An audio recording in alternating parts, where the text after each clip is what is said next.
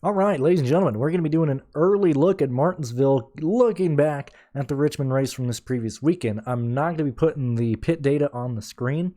I'd like you to join the Patreon. If you want to look at that yourself, you could join it in the link description below. And I'm sure I'll bring up the lap-by-lap stuff probably at the later part of the race.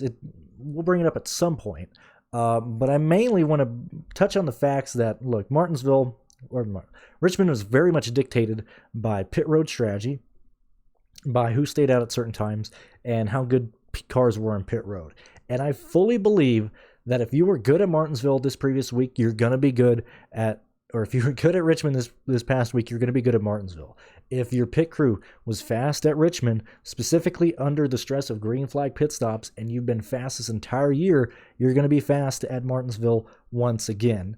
And that's mainly the parts I want to focus on for the Cup Series preview for Martinsville right now. I don't believe we're going to see green flag pit stops at Martinsville. At least in this day and age, it's very rare. Ever since stages came out, we'll certainly have long runs, but I just don't see the stress and anxiety from green flag pit stops here, because the way to take advantage of pitting at Martinsville is the short pit.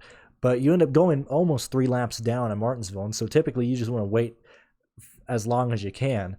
And last year we just had cautions like crazy in stage 3, certainly in the fall race. Actually, in both races last year. My bad, I'm looking at the wrong one. So we had accidents in and out of the entire race. So we never saw a green flag pit stop because, in the fall race we had the incident early in the race with Newman. Then we had Austin Dillon getting spun in stage 2, and then just a wreck fest at the end of stage 3, and then same thing in the spring. And when we go back, I'm not concerned about green flag pit stops. However, I still believe in another part that's important for me looking at Richmond. Were you able to stay on the lead lap? If you were able to stay on the lead lap last week at Richmond, which was sure, bit of a boring race, but thank God it remained green. Those are easy races to project. Last week was a good week. I think for everybody who used all our stuff, but that's just how it is. When races don't get stupid, we can at least have a bit of, it can lean more to being predictable, And so I like that. I'm actually going to refer to Richmond quite a bit this season when we go to other short tracks, because those long runs are specifically what I wanted to see. And sure, you couldn't really pass the leader because, when Truex finally caught William Byron in the third quarter of the race, he wasn't able to get by him. He kind of just got stuck behind him, but you were at least able to pass throughout the field. And when I was watching at the time, I was like, man, you can't pass here at Richmond. Martin Truex caught up to William Byron. He's not able to get by him. This car kind of sucks. I'm sure it is dirty air, but maybe Truex didn't have that good of a car when he did catch up to him. He may have because even looking at the lap times or the positions and rewatching the race again, which I need to update the notes. I wasn't doing that when I rewatched it, but I'm leaning towards Truex just didn't have the car when he did catch up to Byron there, and then we started running into lap traffic, and we weren't able to really see Truex pass Byron when he got there. Around what lap was this? I know it was in stage 3. It took him a long time.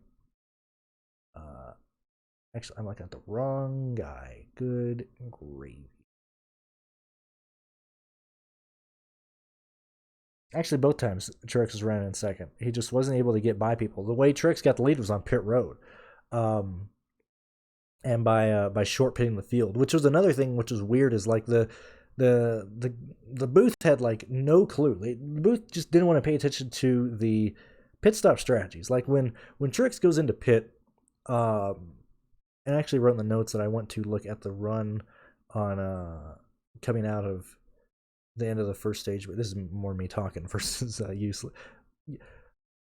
If you go in the notes, you'll see that I wrote a note to myself to check out the run, and I'm not going to do it here. I'll probably do it off screen later, but check out the run leaving the first stage and then compare that with the run leaving or we have stage 1 caution. I want to look at the run following that, including the green flag pit stops, and then looking at the speed of these cars, and then the run to the end. I want to compare both those to see where teams made improvements on the short pit stops that they were able to take. But when Truex goes into pit and short pit on lap 122, the booth doesn't mention it at all. I have no clue what they're doing. Everybody sees the fall off, and Truex pits 2 to 3 laps before the rest of the field. That's 2 laps running way faster than the rest of the field. Of course, Truex was going to cycle to the lead. I don't understand why they didn't even bring that up in the broadcast. I didn't get that at all. And then, Blaney really lost a ton of time because he stayed out so long. And so, like I said, we're not going to have green flag pit stops in Martinsville. I'm not concerned about that. But pay attention, go down and look at the speeds of all these pit stops, which is actually funny enough. This is when Kyle's team did the. Actually, no, it was on the stage 1. Yellow when Kyle Busch does the fastest 4-tire pit stop in NASCAR history, and then he stalls the car. Nobody talks about that. If you go on Twitter or when they show it, I'm sure when they show it on Race Hub, it'll be like, oh, here's the fastest stall, and it's the camera above the pits, and then it cuts off as soon as they get the left side tires on because Kyle Busch stalls the car in the box. He doesn't get out. That's when he was running into issues of shifting. He was stuck in second, couldn't get in the first, and so he had a slow exit time. So when you actually go in and look at the box time, it's longer than 9.91 seconds or 9.19 seconds, whatever they say, because he was in the box longer. So very, very ironic that the fastest 4-tire pit stop in NASCAR history technically isn't the fastest one because in the box time was much longer than just the 9-second time, but they don't talk about that. But anyway, pit stops are going to matter at Martinsville. I fully 100% believe that is who is going to maintain the lead, and we saw it here in this race when Christopher Bell decides to stay out and run longer and lead laps. And same thing with William Byron. The way that William Byron takes the lead on lap 264 is he stays out, which really sucks. I really hated the way these cautions came out in this race here because we have the stage 2 yellow, and then we go 1, 2, 3, we go 6 laps. Caution on lap 247. I believe this was the Cody Ware incident. I don't remember exactly. Something happened here. I don't remember who wrecks. And then we go, we have another restart. Actually, these cautions are fucking long. Good Lord, man. So these stage cautions are ridiculous. Why are we burning through 9 laps at a short track? This is stupid. We don't even have that many lap cars. Stage 1 yellow. Lap 71. Yellow comes out 72. We go green on lap 80. We burn 8 laps. The end of stage 2, we have the yellow on lap 231, actually 232. We go green on lap 240. At what track we burn? Which I guess we just piss away laps, whatever. I don't know why NASCAR does. We don't need a caution to take 8 laps. We have the caution. We have the formation period where we catch the pace car. Pit road is open to lead lap cars. They come back around. When the pace car comes back around, pit road is open for everybody else. They go back around. They get 2 to go. 1 to go. We can do this in 5 laps. We can do it in 5 to 6 laps. I don't know why we're burning 8 laps here. Anyway, long story short, going back to Byron choosing to stay out, which I think we're going to see at Martinsville. I think that opens the field up. When we entered this race, we liked clearly the people that were showing good speed in practice, guys that felt comfortable, and then guys that had fast pit crews throughout this entire year. I think we have to expand that field to Byron. We have to expand that field to Christopher Bell, certainly Austin Dillon as well. Which, yet again, leaning to Martinsville, I really hope it's soft pricing. I know a lot of people bitched and moan, but ownership distribution was very even. I think it allowed people to make a lot of very unique lines. I liked the pricing, so I'm hoping that we can once again build with a 4 lap leader type of build in line. But anyway, You know, Byron gets the lead. We'll probably show this now on screen. Like I said, if you want to look at this stuff in more detail, you can do it yourself. Go to the link in the description below. We're looking at stage 3 basically. So, you know, we have the yellow, we have the second yellow. Most of the teams, if they didn't pit during the first yellow, they pit here, and so we see Byron going from 15th to 4th. Let me move the notes over here, just so it's easier for me to read. When is this? Oh man, this is right when I left. God dang it. I need to build these now. It was Byron. It was, well, hell, let's just look at who's running up front here. So we have Byron, Suarez. We have Trix Jr.'s first out of pit road, actually. So it's, there we go. It's Byron, Austin, Dillon, Suarez stay out. I could have sworn somebody else stayed out. But anyway, the case is Byron stays out, and Truex is just not able to pass him on the long run. So we get into the pit stops, and we can see that Harvick shortcuts the field here. He learned from what Truex did earlier. Harvick short pits here. And clearly we have, you know, a lot of people trying to extend this, which it really confused me that people would say, oh, they're running this stage in thirds. Just say you have to pit twice. That's much easier in my brain to comprehend. I don't know about you, but like I heard that and I was like, dude, that's confusing as hell. Run this in thirds. Do you just mean pit twice? Whatever the case is. You know, so everybody starts to pit here. You can see that I truly believe Harvick pitting that early was able to let him at least run in third, and we do see him pit again pretty quickly.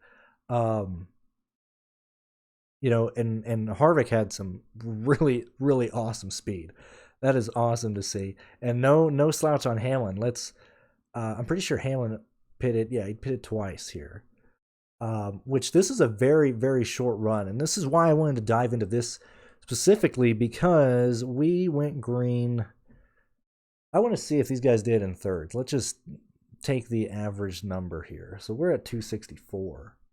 We're going to do this in real time. Hopefully this doesn't just sound terrible. Let's just say, was that 264, 312?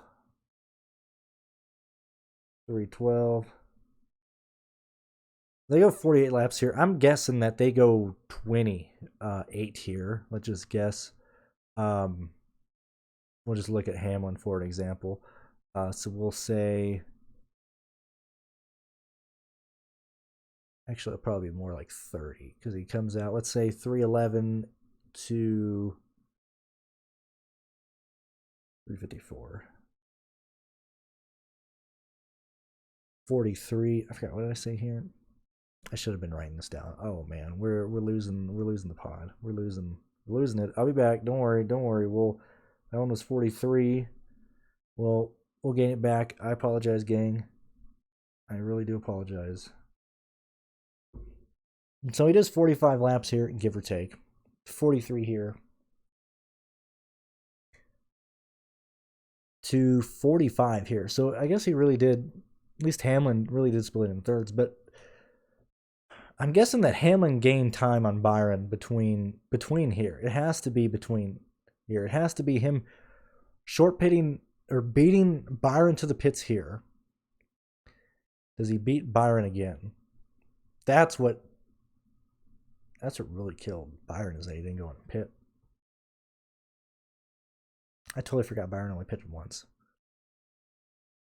That's really impressive. That tires fell off that bad, because Byron said that he was struggling probably with 20 to go.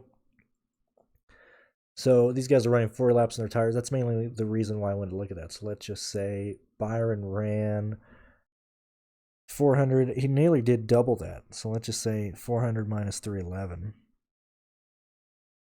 Literally 90 laps.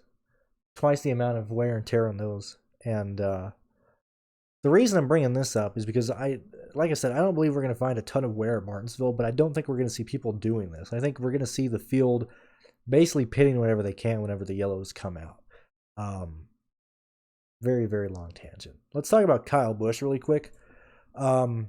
I swear to God, if I read another thing saying Kyle Busch had a penalty, Kyle Busch served a penalty, oh man, Kyle Busch really came back from that penalty, Kyle Busch was really hindered by that penalty. Kyle Busch did not have a penalty. Ladies and gentlemen, you need to get that out of your brain, okay? Kyle Busch did not serve a penalty. You need to get that out of your brain. Yes, he was black flag, but this is a scheduled pit stop. If you look where Kyle is running here, sure, a bit of a short run here, but everybody's going to pit twice. This pit stop does not kill Kyle Busch. Okay, it cost him 2 positions here because he was running 6. That's fine. This was very much a scheduled pit stop. When Kyle goes in here, they service the car just like they would anyone else, just like they would during any other pit stop. And when you're looking at, how he runs here, he pits later. They plan on doing a 1-stop pit stop here, but they get black flag. Well, that's fine. We'll just do a 2-stop pit stop. By this point here, they're already in line with everybody else doing their pit stops. And so Kyle Busch penalty, that didn't hurt him at all. Let's look at this is awesome to see. Harvick running 85% of laps in the top 5. That is awesome. Look at this, man. Harvick had a very, very consistent car all day. Actually, I think that is... I think it was 85% laps. I got to... My bad. It was 81. What is the 5?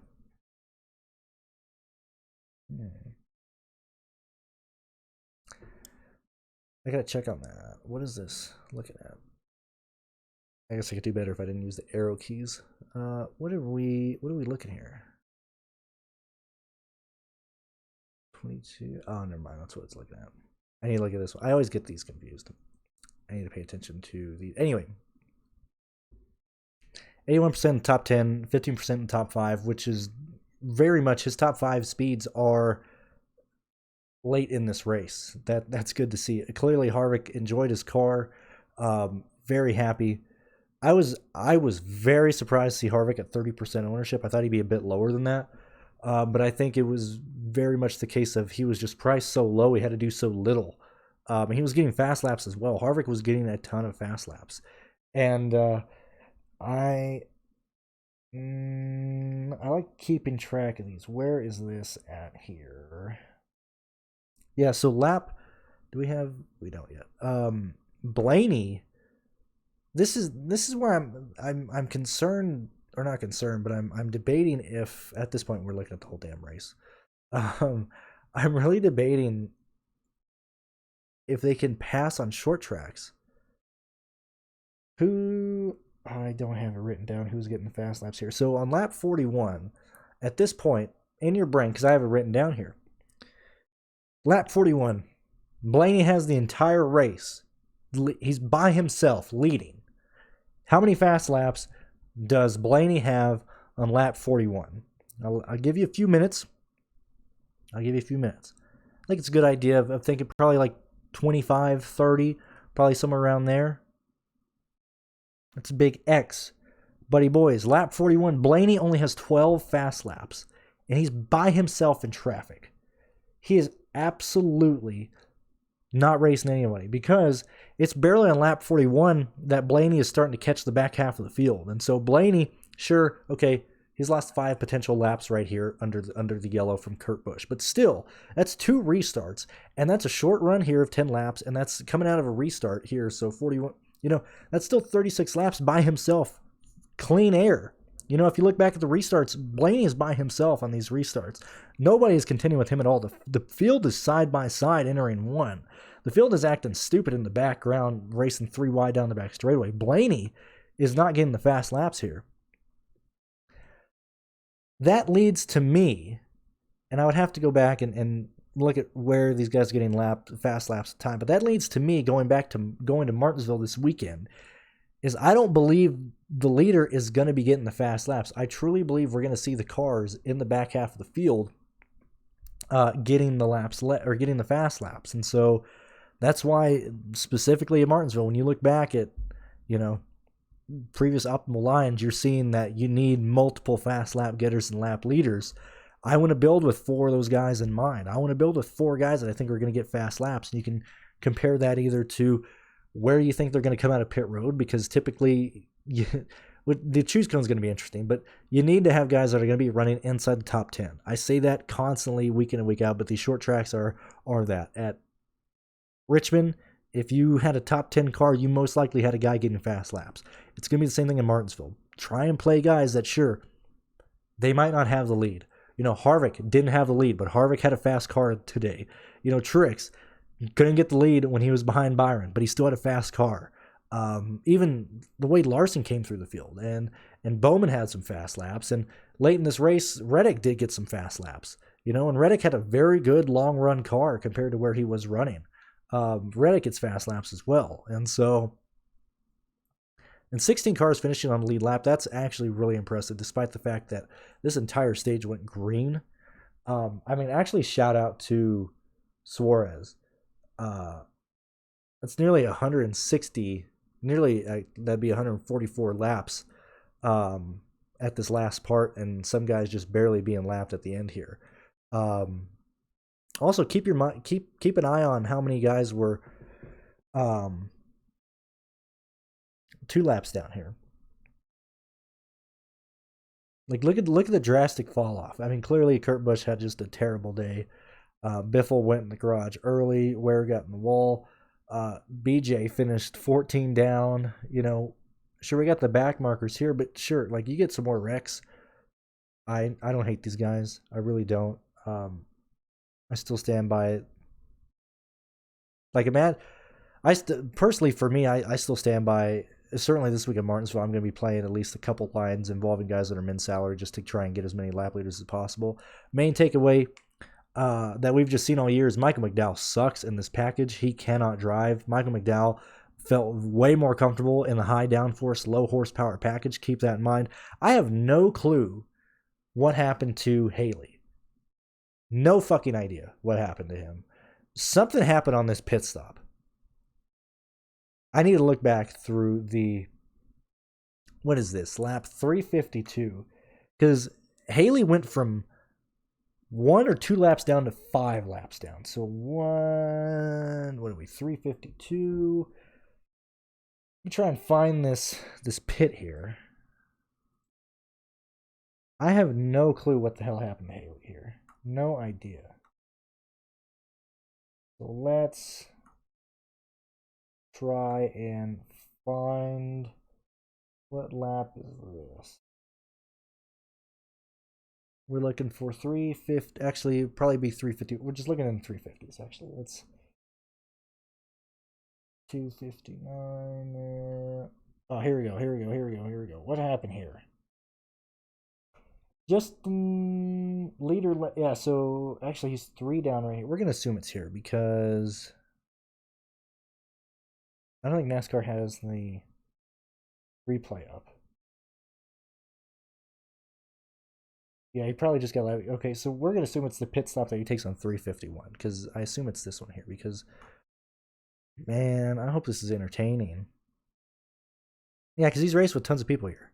He's, it's pit stop on 351 that I'm paying attention to. Let's see here. Takes 4 tires.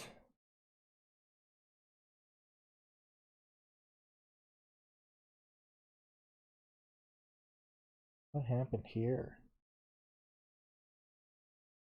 That lasted 97. That might be the longest pit stop. That might be the 1 minute pit stop that we're seeing here. 4 tires, pit stop duration. Yeah, he was in pit. He was in pit lane for 59 seconds.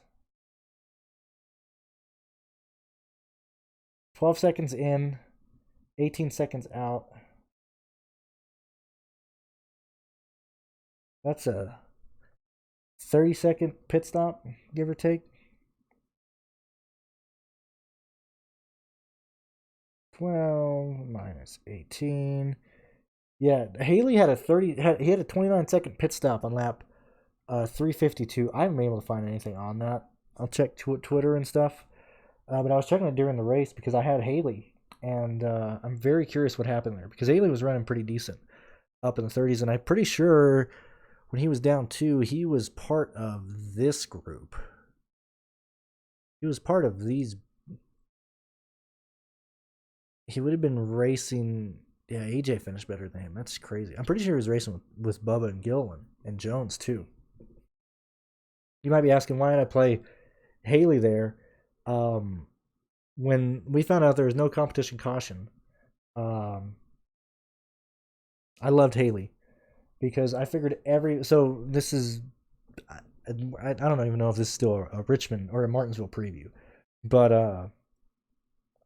the lineup that I played was Blaney, Bowman, Harvick, Reddick, Truex Jr., Haley, and I could afford Haley in that line, and I specifically held my projections against Haley against other people, and Haley's projection wasn't great, but it was higher than the other guys, so I played Haley there, and I figured the ownership discount that we were getting because people were fucking freaking out that we did not have a competition yellow.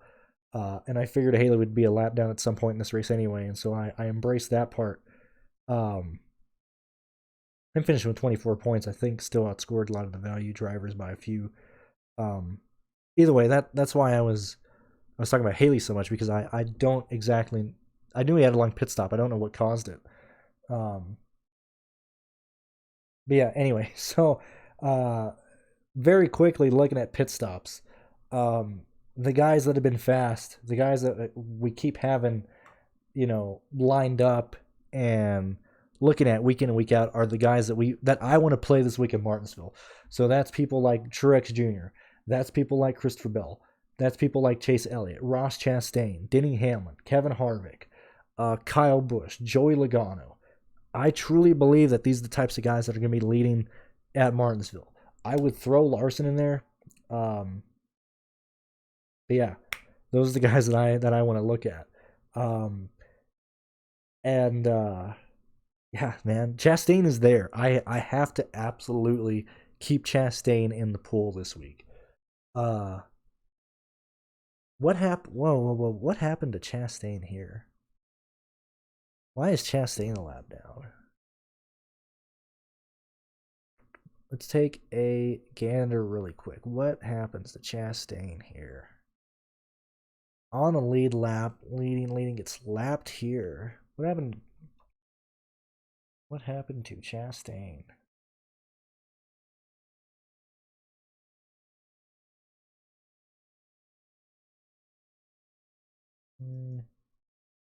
Actually, I'll look at that later. And say, hey, if you want to, kind of like I did the Justin Haley, you can find the lap that he pitted on. You can look it up in here and see exactly where he lost time. Was it in the box? What actually? So let's do that really quick for Kyle Busch's old fast time. I'm pretty sure it was this one here.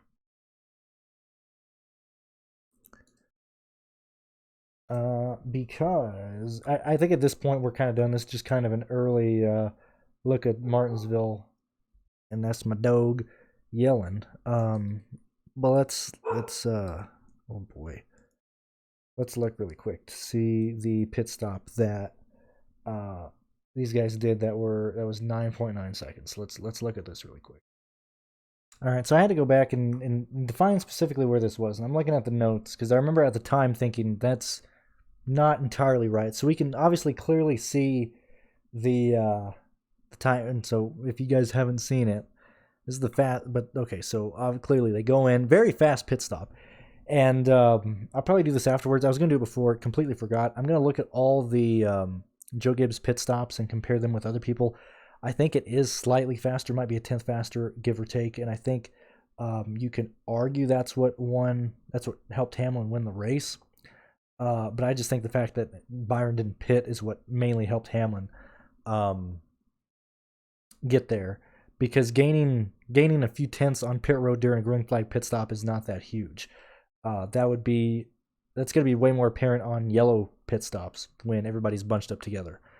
But anyway, so we've watched this very much here, and so this was on, I think it's lap 72 or something, and you can see that they cut the film.